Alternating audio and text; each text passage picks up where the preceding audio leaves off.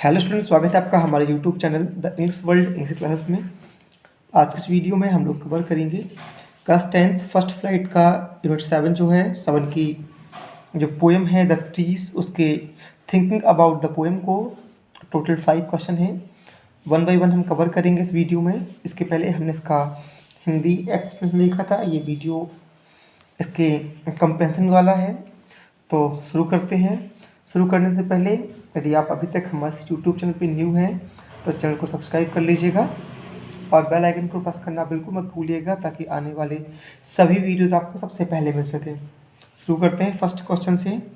First question है आपका, first में 2 क्वेश्चन है। इसमें फर्स्ट पूछा गया है find in the first stanza.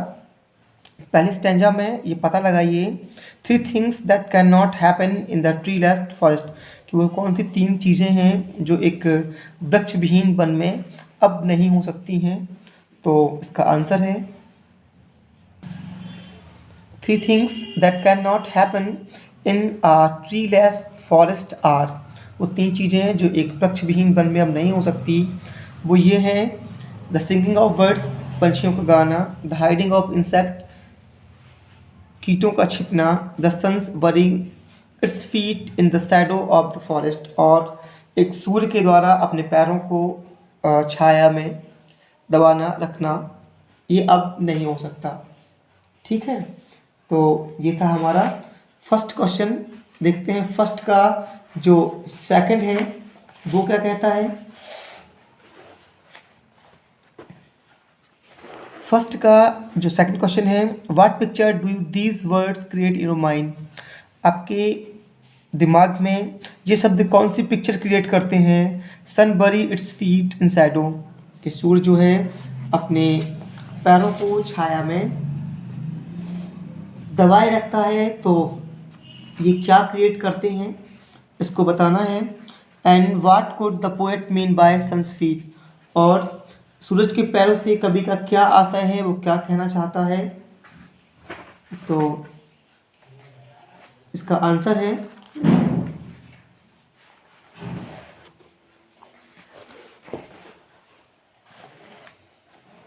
It creates a picture of the hot radiating sun cooling its feet in the cool shadow of the forest trees. ठीक है ना, ये हमारे मन में एक पिक्चर क्रिएट करता है कि कैसे जो गर्म या धधकता हुआ सूरज है वो जंगलों की छाँव में अपने पैरों को ठंडा करता है। ठीक है ना, या यूँ कह सकते हैं कि ये धधकते हुए सूर्य का जंगलों की छाया में अपने पैरों को ठंडा करते हुए एक पिक्चर करते हुए कि जो पिक्चर है उसे क्रिएट करता है। और साथ ही उसने पूछा है कि what could the poet mean by the sun's feet. Sun's feet का क्या मतलब है, क्या हो सकता है। तो it means its rays that reach the earth. इसका मतलब है या सूरज के पैरों से इसका आशय है इसकी किरणें, सूरज की किरणें जो धरती तक पहुंचती हैं। ठीक है, तो ये था हमारा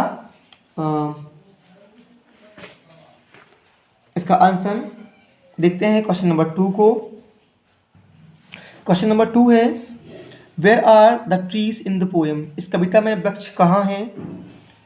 what do their roots their leaves and their twig do, और उसकी जो जड़ें हैं, उसकी पत्तियाँ हैं और उसकी जो टहनियाँ हैं वो क्या करती हैं। तो इसका आंसर बनेगा the trees are in the house in the poem. इस कविता में जो वृक्ष हैं वो घर में हैं। Their roots work all night to disengage themselves from the cracks in the veranda floor. उनकी जो जड़ें हैं वो सारी रात बरांडा के फ्लोर की जो दरारें हैं उससे खुद को निकालने के लिए, मुक्त करने के लिए लगी हैं। The leaves make effort to move toward the glass. जो पत्तियां हैं वो ग्लास की तरफ बढ़ने के लिए प्रयास करती हैं। एंड द स्मॉल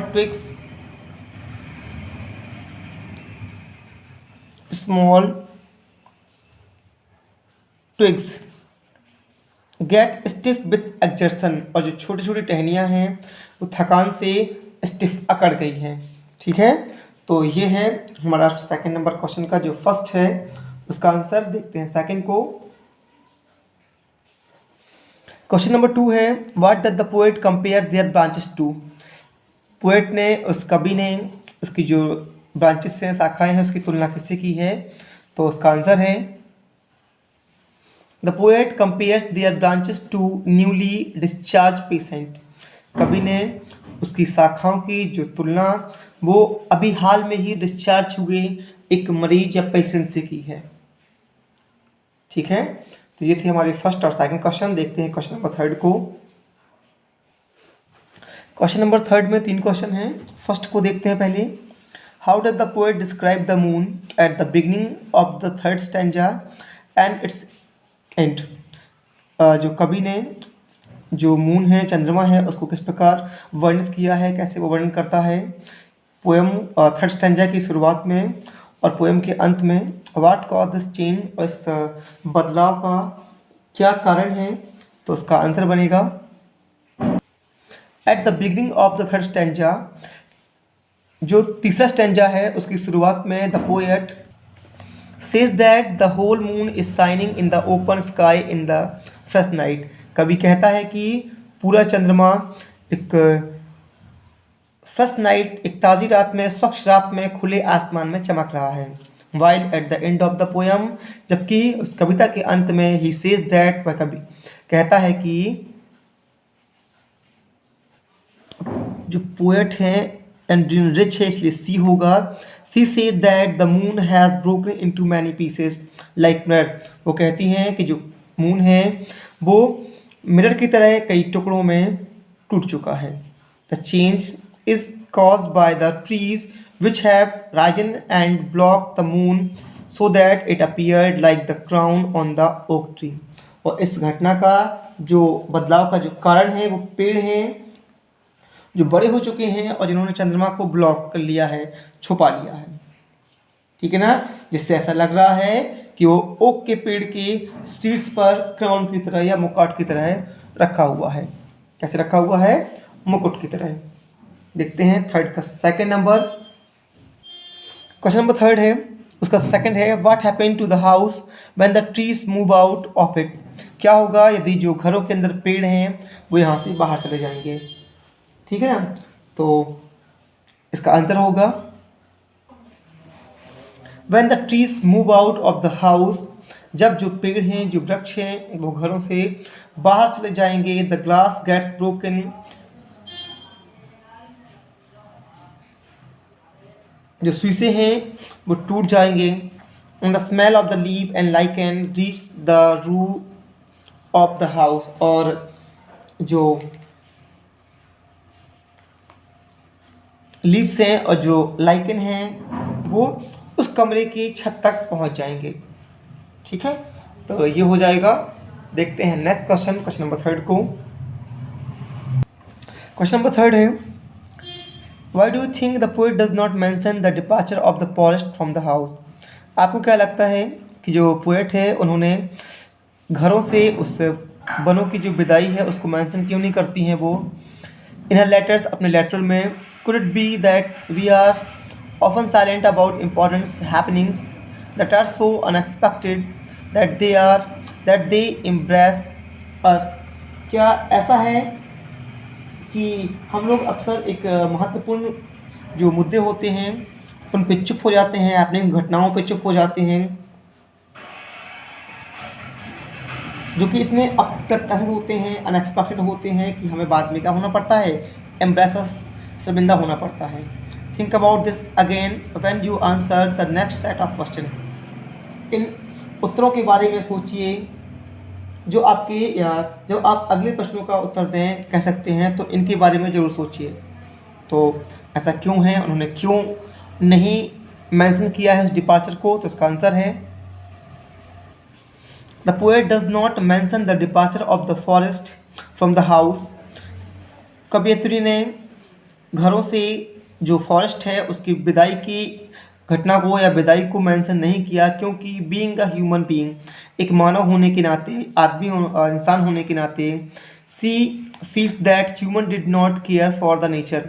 उन्हें ऐसा लगता है कि जो मानव हैं या लोग जो हैं उन्होंने नेचर के प्रति कोई केयर नहीं दिखाई, है ना। She must have felt that humans would not be interested in knowing about the efforts the tree are making to set themselves free. और उन्हें ऐसा लगा कि शायद मानव ने ये कभी जानने में रुचि नहीं रखी कि पेड़ों ने खुद को मुक्त करने में कितना संघर्ष किया। हैड दे केयर्ड, क्या उन्होंने अगर उन्हें इनकी कदर होती या उन्होंने केयर की होती, they would not have destroyed them, तो वह इनको कभी नष्ट नहीं करते। शायद इसीलिए उन्होंने इस डिपार्चर को उन्होंने अपने लेटर्स में बिल्कुल भी मेंशन नहीं किया। तो ये थे हमारे थर्ड के 1 2 3 क्वेश्चन। देखते हैं क्वेश्चन नंबर 4 को। क्वेश्चन नंबर 4 है, now that you have read the poem in detail. ये पोएम आपने डिटेल में पढ़ी है। We can begin to ask what the poem might mean. तो अब हम पूछना शुरू कर सकते हैं, या क्या हम पूछना शुरू कर सकते हैं कि कविता का क्या मतलब निकल सकता है। हियर आर 2 सजेशन, यहाँ 2 सुझाव दिए गए हैं। Can you think of others, क्या आप किसी अन्य के बारे में सोच सकते हैं। पहला सुझाव, that the poem present a conflict between man and nature, क्या जो पोएम है वो मानव और नेचर की प्रकृति के बीच एक संघर्ष को दिखाती है। Compare it with the tiger in the zoo, इसकी तुलना टाइगर इन द जू से करिए। Is the poet suggesting that plants and trees used for interior decoration in cities while forests are cut down are imprisoned and need to break out। ठीक है ना।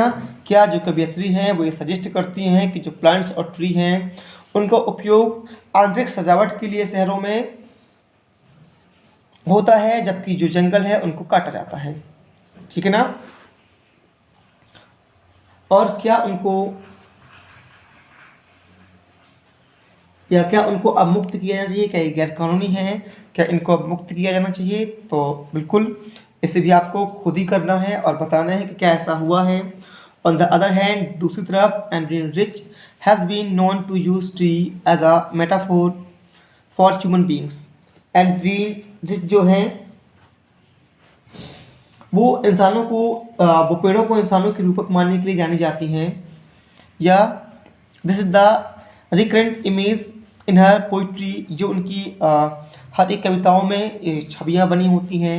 What new meanings emerge from the poem if you take its tree to be symbolic of this particular meaning. ठीक ना। और यदि आप इस पेड़ों को एक विशिष्ट अर्थ या विशिष्ट प्रतीक माने तो इस कविता का क्या अर्थ निकल सकता है, ये बताना है। तो ये दोनों ही क्वेश्चन आपको खुद से करने हैं। देखते हैं नेक्स्ट है, you may read the poem on killing a tree by G Patel, Bihar text book in English for class 9 NCERT की कक्षा 9 में जो इंग्लिश की बुक टेक्स्ट बुक थी बिहार, उसमें आपने ऑन किलिंग अ ट्री पढ़ा था। Compare and contrast it with the poem you have just read. इस तुलना की इस पोएम की उससे तुलना करिए। तो ये दोनों ही जो क्वेश्चन हैं 4 और 5 आपको खुद करने हैं। तो ऐसे करके हमारे जो लेसन है वो ख़त्म होता है। ये आपको कैसा लगा हमें कमेंट बॉक्स में ज़रूर बताएं, और पसंद आया तो प्लीज़ वीडियो को लाइक और शेयर करना बिल्कुल मत भूलिएगा।